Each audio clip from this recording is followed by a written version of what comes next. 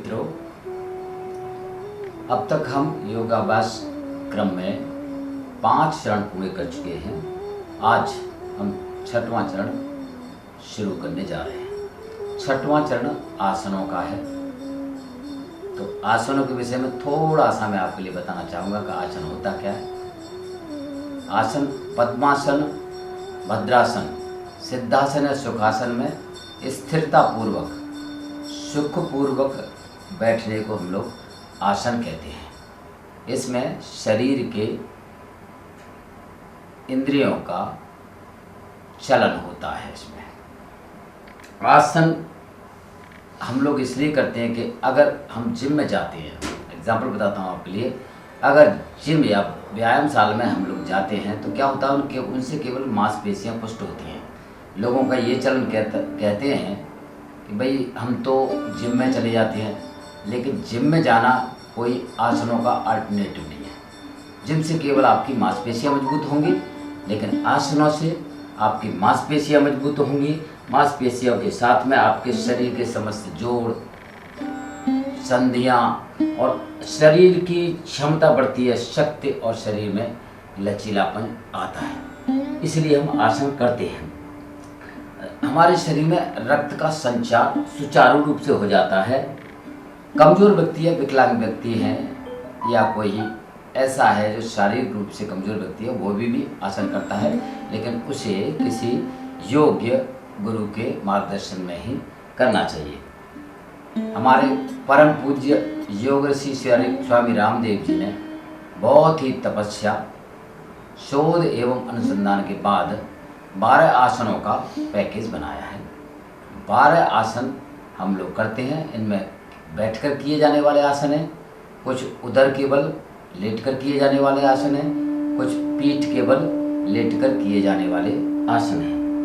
हठ योग में वैसे 84 प्रकार के आसन बताए हैं, लेकिन हम यहाँ पर 84 प्रकार के आसन आपके लिए नहीं कर सकते। केवल 12 प्रकार के आसन जो नॉर्मल अपने योगाभ्यास में करते हैं, वही हम लोग करके दिखाएंगे। यहाँ पर आसन करने से पहले थोड़ा सा मैं आपके लिए बताना चाहूँगा। कुछ नियम हैं, कुछ ज़रूरी है उन्हें जानना कि भाई हम आसन करने से पहले कोई परेशानी आपके लिए नहीं आए, इस वजह से कुछ सावधानियाँ आपके लिए बरतनी चाहिए। जैसे सपोज करो आपके लिए कोई बहुत बड़ा रोग है, जैसे हम कहेंगे कि सपोज करो ब्रेन में आपके लिए ट्यूमर है, पेट में आपके में कहीं अल्सर है, दमा बहुत तगड़ा है, टीबी की बीमारी है, इस प्रकार का रोग, हाई बीपी है आपके लिए, तो ये बहुत ही खतरनाक रोग है कि अगर किसी के मार्गदर्शन में नहीं किए जाएं और पहले बैठ के अगर आप पूरी शक्ति के साथ उन्हें करेंगे तो आपको शारीरिक नुकसान हो सकता है। इसलिए ज़रूरी है कि हम गंभीर रोगों से व्यक्ति जो भी है वो किसी के मार्गदर्शन में ही काम करें। तो आसनों के लिए आपका होना क्या चाहिए, सबसे पहले देखें स्थान कैसा होना चाहिए। स्थान होना चाहिए जहाँ भी आप कर रहे हैं आसन, वहाँ पर स्वच्छ और स्वास्थ्यवर्धक स्थान होना चाहिए, जहाँ पर हवा का आवागमन हो। किसी नदी के किनारे अगर आपके लिए जगह मिल जाती है तो बहुत ही शानदार है। अगर जगह नहीं मिलती है और आपको किसी कमरे में करना पड़ रहा है तो उस कमरे को तो दीपक, घी का दीपक या गूगल को थोड़ा जलाकर उस कमरे को थोड़ा सुगंधित कर लें। वेशभूषा आपकी कैसी होनी चाहिए, आपका वेशभूषा जो पहनाव है, योग जब हम करते हैं तो योग में हमेशा ढीले वस्त्र पहनेंगे आप, ठीक है। टाइट वस्त्रों का इस्तेमाल अपने को नहीं करना चाहिए, बिल्कुल ढीले, जिसमें शरीर का फैलाव अच्छी तरीके से हो सके, इस प्रकार हमको करना चाहिए। इसके साथ ही स्थान हो गया। समय के विषय में बता दूँ आपके लिए कि किस समय कर सकते हैं हम आसनों को। नॉर्मली स्वाभाविक सी बात है कि आसन जब हम करेंगे तो हमारे पेट पर प्रभाव पड़ेगा, श्वास पर, हर चीज़ में हमारे अंगों पर प्रभाव पड़ेगा। तो हमारा ज़रूरी है कि आपका पेट खाली हो। अतः सुबह सुबह योग करना, सुबह शौच आदि के बाद में आप आसन कर सकते हैं, ठीक है। खाली पेट होना चाहिए, इसके लिए आसन करते हैं। और शाम को, और सुबह और शाम कर सकते हैं। समय का सुबह और शाम दोनों टाइम कर सकते हैं, लेकिन सुबह का टाइम अच्छा होता है। अगर सुबह हम किसी कारण नहीं कर पाते हैं तो शाम को आप कर सकते हैं। लेकिन शाम को जो दोपहर का भोजन आप लेते हैं उसके कम से कम 5-6 घंटे बाद ही आपको करना चाहिए। और 5-6 घंटे बाद ही अगर आप फिर भी शाम को शौच के लिए आपको महसूस हो कि मैं जाना चाहें तो जाइए, और खाली पेट हो जाए तो आपके लिए उस तरीके से जाइए। अब आपके लिए बिछाने के लिए क्या होना चाहिए, कुछ ऐसी चीज़ें हैं जो हम थोड़ी सावधानी रखेंगे नहीं चीज़ के लिए, तो आसनों का लाभ अधिक होगा। अब जैसे हम बैठें, हमें ज़मीन पर बैठ के कभी भी आसन नहीं करने चाहिए। क्या होना चाहिए, दरी होना चाहिए, कोई दरी हो, कोई मैट हो, या इस प्रकार का कोई कपड़ा हो जो कहते हैं कि इंसुलेटर, जिसे कुचालक जो होता है विद्युत का या उष्मा का, जो कुचालक होता है ना, वो होना चाहिए, जिससे हमारे शरीर की गर्मी है, हमारे शरीर की ऊर्जा है, वो पृथ्वी में नहीं जाए। आयु आती है, क्या कौन कर सकता है इसके लिए, तो आयु के संबंध में सीधे कि 10 साल से बच्चों को ज़्यादा आसन करने की ज़रूरत नहीं। 10 साल से अगर कम बच्चे हैं एज के, तो उनके लिए बहुत ज़्यादा आसन वगैरह नहीं करना चाहिए। 10 साल से अधिक और प्रौढ़ावस्था तक आप कर सकते हैं आसनों के लिए, अच्छा कर सकते हैं, पूरे आसन कर सकते हैं बिना किसी परेशानी के।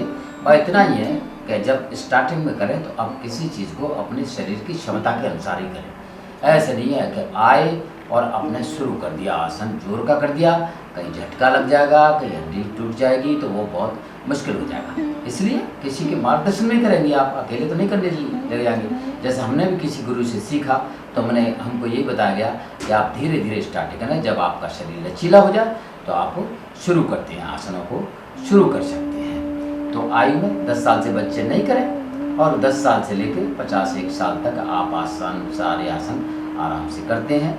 वृद्ध व्यक्तियों के लिए हल्के फुल्के आसन है, जो मान लो बैठे पद्मासन में बैठ गए, या छोटा मोटा हाथ पर सूक्ष्म व्यायाम कर लिया, इस प्रकार की चीज़ें करना चाहिए। बहुत ज़्यादा हमें इसको करने की ज़रूरत नहीं है। अब इसका भोजन किस समय भोजन मैंने बता दिया मैंने आप लोगों के लिए कि भोजन देखिए, पहले तो सुबह लेना चाहिए, हल्का भोजन लें आप। अगर नाश्ता, वैसे तो आयुर्वेद में नाश्ते का कोई प्रावधान है ही नहीं है, आप भोजन करिए 10 बजे के 10 से 11 बजे तक भोजन कर लीजिए दोपहर का, ठीक है ना। फिर खाली पेट हो जाएगा शाम तक, तो आप कर सकते हैं। और शाम का भोजन आप जल्दी कर लें, 7 बजे के आसपास में कर लें, तो आपकी पाचन शक्ति अच्छी रहेगी। पाचन के लिए सुबह आप 4 बजे उठना पड़ता है, तो उस समय आपके लिए मिल जाएगा, और आपका पेट साफ रहेगा। तो आप जो है ना, शाम का भोजन भी जल्दी करना चाहिए अपने से। श्वास प्रश्वास की क्रिया है, तो श्वास लेंगे, इसमें आसनों में कोई इसमें बताने वाली विशेष बात नहीं है। स्वाभाविक सी बात है कि अगर आप पीछे को ऐसे मुड़ते हैं, स्वाभाविक से यहाँ पर फैला होगा, आपके फेफड़ों का फैला होगा, तो श्वास को स्वाभाविक रूप से आप अंदर लेंगे। लेकिन अगर आगे को झुकेंगे तो फेफड़े सिकुड़ेंगे, और सिकुड़ेंगे तो स्वाभाविक है कि आप जो है श्वास को बाहर निकालेंगे, ठीक है ना। यही है, थोड़ा सा विश्राम भी इन चीज़ के बीच में, आसनों के बीच में विश्राम है। विश्राम आसन भी होते हैं, जैसे शवासन है, ठीक है ना, बालासन है, ऐसे आपको करें तो आपके लिए विश्राम। पेट की साफ सफाई आपको करना चाहिए, यम नियमों का पालन करना चाहिए। आपके योगाभ्यास क्रम का अगर आप ठीक से ध्यान रखें तो बहुत ज़्यादा कठिन व्यायाम है, आप उन्हें नहीं करें।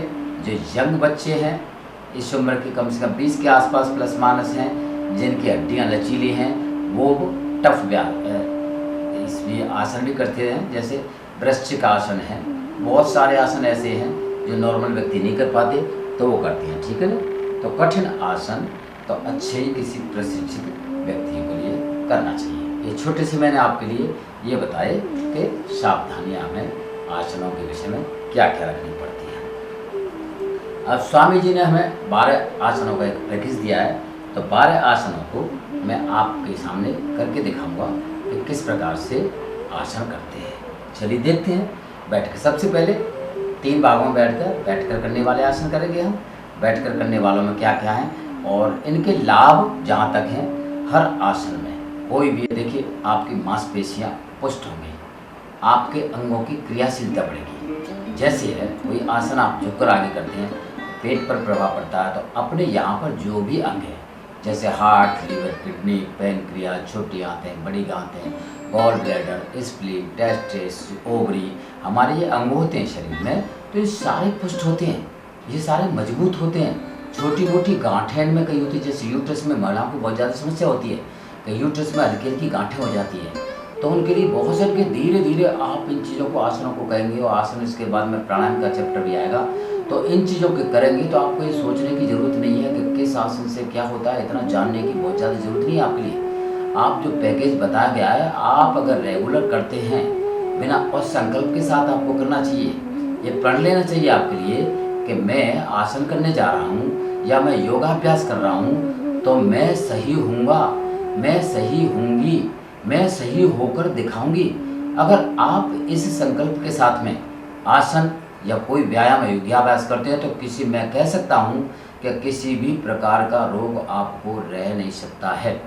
मेरा अपना प्रैक्टिकल एक्सपीरियंस है, मैं थोड़ा सा शेयर करना चाहूँगा, लेकिन आगे और चैप्टर आएंगे वो इन चीज़ें बताऊँगा।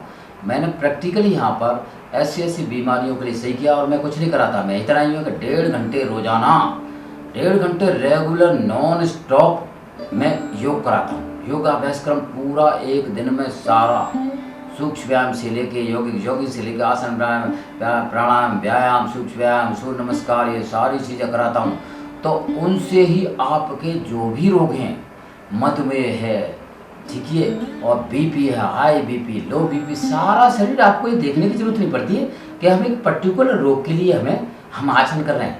लेकिन हाँ, अगर आपके लिए कोई रोग गहरा है, कोई बहुत ज़्यादा है, तो थोड़ा सा उस पर हम ज़रूर ध्यान देते हैं कि इस चीज़ के लिए आसन। जैसे अगर मैं कहूँ कि आपके लिए शुगर ज़्यादा है, मधुमेह की समस्या है, तो मैं आपको सलाह दूंगा जरूर कि आप मंडूकासन खूब करें, अच्छी तरीके से करें, उसमें तो उनको लाभ आपको जल्दी होगा। योगाभ्यास क्रम के साथ में मंडूकासन करेंगे आप तो आपको शुगर में लाभ होता है। मेरी योग क्लास में क्या होता है, मैं योगाभ्यास क्रम तो 1.5 घंटे रेगुलर कराता ही हूँ, उससे ही 70 से 60-70% समस्याओं का हल हो जाता है पूरे योगाभ्यास क्रम में। इसके साथ में मैं उसी मंच पर आपके लिए एक्यूप्रेशर बताता हूँ। एक्यूप्रेशर में ऐसी आपकी चिकित्सा है कि आपका पॉइंट दवाई, जैसे मैं कहूँ अगर आपको कोई हार्ट की समस्या है तो हार्ट आप देख सकते हैं कि आपका हार्ट का पॉइंट देखिए, 2 उंगलियाँ इसके नीचे है। आज मैं एक्यूप्रेशर का पॉइंट लूँगा क्योंकि ये भी मेरे लिए बताना आपके लिए जरूरी है। तो हार्ट का पॉइंट अगर यहाँ पर दबाएंगे आप, और दबाने से अगर आपको दर्द होता है और गड्ढा हो जाता है तो ये बताता है कि आपके हार्ट में समस्या है। लेकिन घबराने की इसमें जरूरत नहीं है, नहीं कि समस्या तो घबरा के बहुत ज़्यादा, उससे ज़्यादा और ज़्यादा बीपी होगा आपके लिए। समस्या है आपके लिए, उसको हल करना है। डेली जब आप पॉइंट दबाएंगे, हार्ट के पॉइंट को दबाएंगे और योगाभ्यास करेंगे, और हल्की सी कोई किसी अच्छे आयुर्वेदिक डॉक्टर द्वारा सलाह लें, कोई आयुर्वेदिक मेडिसिन ले लें। इस प्रकार से हम 3 तरीके से जब अटैक करेंगे बीमारी पर, तो मेरा चैलेंज है, मैं कह सकता हूँ अच्छी तरीके से कि कोई भी रोग नहीं रहेगा। मैंने लाइलाज बीमारियों के लिए अपने योग में सही किया है। मैं आपके लिए आगे इन चीज़ों को, आपके लिए मरीजों को भी लाऊंगा, बुलाऊंगा, वो आपको बताएंगे कि हमारी क्या क्या समस्या थी और हमने क्या क्या अपनी समस्याएं दूर की हैं। ये आगे वाले चैप्टर में लेंगे। चलिए, तो बहुत सारी चीज़ें मेरे पास बोलने के लिए है, मैं आपके लिए बता सकता हूँ, लेकिन समय अभाव है, इतना नहीं हम डिटेल में जा सकते, इसलिए चलिए आसनों में चल जाते हैं। सबसे पहले बैठकर किए जाने वाले आसन। चलिए मित्रों, अब बैठकर किए जाने वाले आसन हैं, उन्हें मैं आपको करके दिखाता हूँ। देखें किस प्रकार करते हैं। सबसे पहले नंबर 1 मंडूकासन करते हैं। मंडूकासन क्या होता है, मुख्य इससे लाभ क्या है मैं बता देता हूँ आपके लिए कि शुगर सही करता है, मधुमेह रोग को दूर करता है। क्या होता है कि जब हमारा पैनक्रिया, जिसे हम अग्नाशय बोलते हैं, और अगर वो क्रियाशील नहीं रहता, इनएक्टिव हो जाता है, तो क्या इंसुलिन बनाना वो बंद कर देता है, और हम लोग बाहर से इंसुलिन लेते हैं। डॉक्टर्स क्या करते हैं, उनसे बाहर से वो टैबलेट के रूप में या इंजेक्शन के रूप में वो इंसुलिन को पूर्ति के लिए आपको देते रहते हैं। तो वो आप टैबलेट खाते हैं तो आपका ये अग्नाशय तो बिल्कुल इनएक्टिव हो ही जाता है, क्योंकि उसके लिए तो मरने के लिए छोड़ दिया जाता है, भाई तेरा काम खत्म हो गया, और टैबलेट सी इसलिए कहते हैं कि हमेशा पूरी ज़िंदगी ये खाना पड़ेगा। तो लेकिन हमें क्या करना है, हमें टैबलेट अगर खा भी रहे हैं तो अब धीरे धीरे फेज आउट करना है हमें उनके लिए, और क्या करना है, हमें अपने अग्नाशय को एक्टिवेट करना है। तो अग्नाशय एक्टिवेट करने के लिए, और उदर रोग हैं, उदर रोग हैं आपके, जैसे कब्ज, एसिडिटी है, ठीक है ना, तो ये सही करने के लिए भी ये मंडूकासन काम करता है। हृदय रोगों के लिए बहुत अच्छा है और भी बहुत सारी समस्याओं को दूर करता है। देखें कैसे करते हैं। हाथ ये पोजीशन बैठेंगे, इसको वज्रासन की पोजीशन कहते हैं। वज्रासन में अब आप क्या करेंगे, हम मुट्ठी टाइट करेंगे। मुट्ठी के देखिए अंगूठा अंदर कर लें, कोई बात नहीं, अंगूठा अंदर कर लें टाइट, और आप चाहे तो हल्का सा अंगूठा, टाइट मुट्ठी होनी चाहिए, अंगूठा थोड़ा सा निकाल कर रख सकते हैं ऐसे, दो प्रक्रिया में। चलिए मुट्ठी टाइट कर लेते हैं, श्वास लेंगे, श्वास, और ये नाभि के पास में इसको लगाएंगे मुट्ठियों के लिए, और मुट्ठियों पर यहाँ पर अग्नाशय होता है अपना, उस पर दबाव देते जाएंगे, नीचे को झुकते जाएंगे और श्वास निकालते जाएंगे। देखिए कैसे दबाव ऊपर को देते जाएंगे, आगे को देखेंगे लेकर झुके,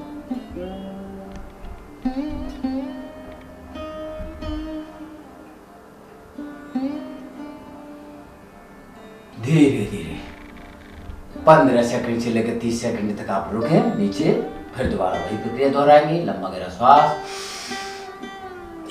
दबाव देंगे, पेट पर दबाव देते जाएंगे, श्वास को धीरे धीरे करके निकालते जाएंगे, आगे झुकेंगे और आगे देखेंगे।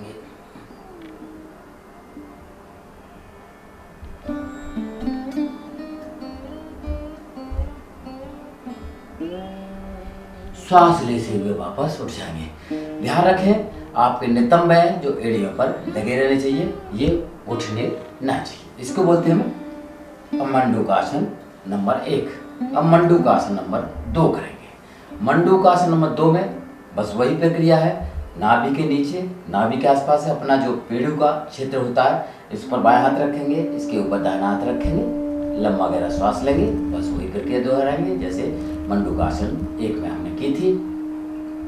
श्वास लें,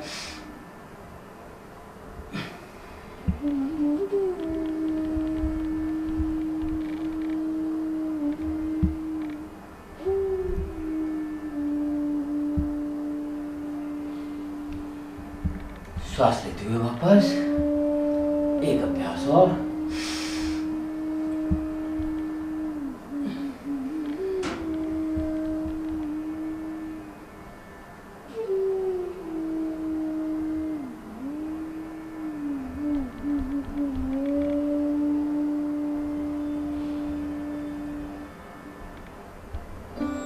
ये मंडूकासन नंबर 2 हो गया। तीसरा आसन करेंगे, शशकासन बोलते हैं। मंडूक माने क्या होता है आप समझते होंगे इस चीज की, मंडूक मेढक के लिए बोलते हैं। हमारे जितने भी आसन हैं, ठीक है, हठ योग में 84 प्रकार के आसन बताए हुए हैं, लगभग सभी सब छोटे छोटे जानवरों के नाम पर, ठीक है, पशु पक्षियों के नाम पर, इनसे ही हमने सीखा है सब कुछ। आदमी के पास कुछ भी नहीं है, इनसे हमने, इसलिए मंडूकासन मेढक जैसे बैठता है वैसे करें, ठीक है ना। मंडूकासन के बाद में आ गया था शशकासन। शशकासन बोलते हैं, शशक किसको बोलते हैं, खरगोश को बोलते हैं। खरगोश जिस अवस्था में बैठता है उस प्रकार से हम आगे करेंगे, लेंगे हाथ यहाँ पर पोजीशन, फिर धीरे धीरे ऊपर को हाथ उठाएंगे, श्वास लेते जाएंगे, हाथ उठाएं ऊपर को, धीरे श्वास को छोड़ते हुए आगे हाथों को फैला देंगे और सर को लगा देंगे जमीन से। ध्यान रखिए नितंब एड़ियों पर।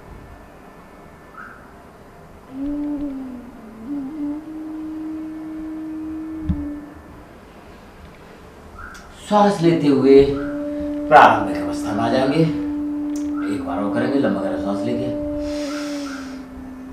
श्वास लेके लंबा, हाथ को ऊपर उठाएंगे, धीरे धीरे श्वास को छोड़ते हुए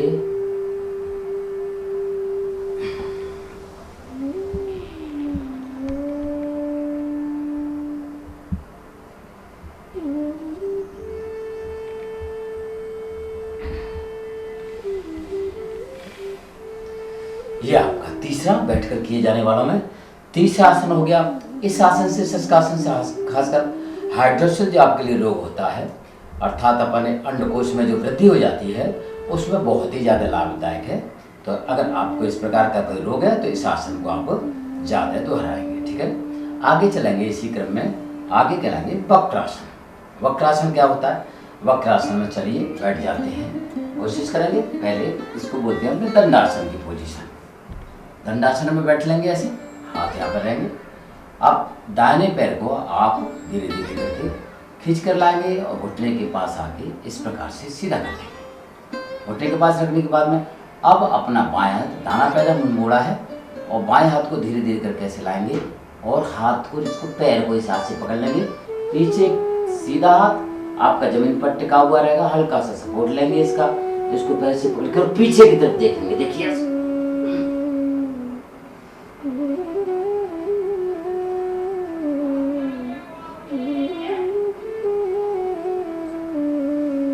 इसी प्रकार से हम दूसरी तरफ को दोहराएंगे। अब हमने दाना पैर खींचा था, अब बाएं पैर को सीधा कर लेंगे ऐसे। देखें इस तरह से साफ दिखाई देगा आपके लिए, इस प्रकार से बैठ जाएंगे। दाहिने हाथ को उठा के लाएंगे और इसको पकड़ेंगे, पंजे को कोशिश करेंगे और पीछे देखेंगे ऐसे।